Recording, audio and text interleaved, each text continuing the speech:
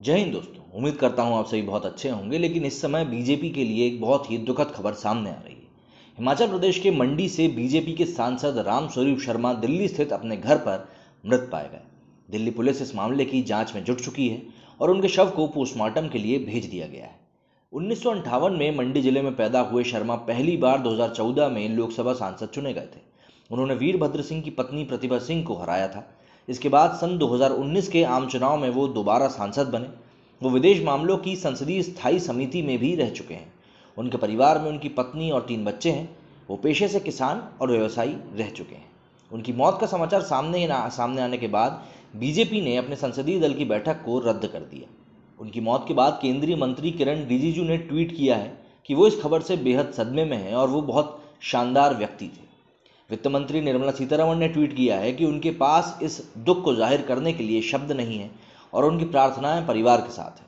बीते माह फरवरी में केंद्र शासित राज्य दादर और नागर हवेली के 58 वर्षीय सांसद मोहन डेलकर मुंबई के होटल सी ग्रीन साउथ के कमरे में मृत पाए गए थे। पुलिस का कहना था कि गुजराती भाषा में लिखा सुसाइड नोट उनके कमरे से बरामद हुआ था। तो इस तरह की जो चीज़ें हैं पिछले कई समय में बाहर निकल के आई हैं और ये सभी वाकई में बीजेपी को हिला देने वाली हैं, क्योंकि इस समय देश में जिस तरह का माहौल बना हुआ है, जिस तरह से चुनावी करवटें लगातार बदली जा रही हैं, ऐसे में इन चीज़ों की तरफ ध्यान अक्सर लोग नहीं दे पाते। लेकिन क्योंकि इस मामले में मतलब रामस्वरूप शर्मा जी के घर से उनकी मृत्यु के उपरांत कोई भी सुसाइड नोट हासिल नहीं हुआ है, इसीलिए इस मृत्यु के ऊपर लगातार संशय बनाया जा रहा है।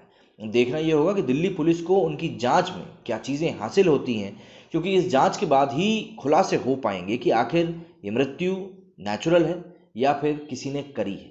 क्योंकि सुसाइड के ऊपर इसीलिए भी संदेह नहीं जा रहा है क्योंकि ऐसा सुनने में आता है कि ये अपने आप में ही बड़े ही खुशमिजाज इंसान थे और बीजेपी में इनका एक दबदबा भी था।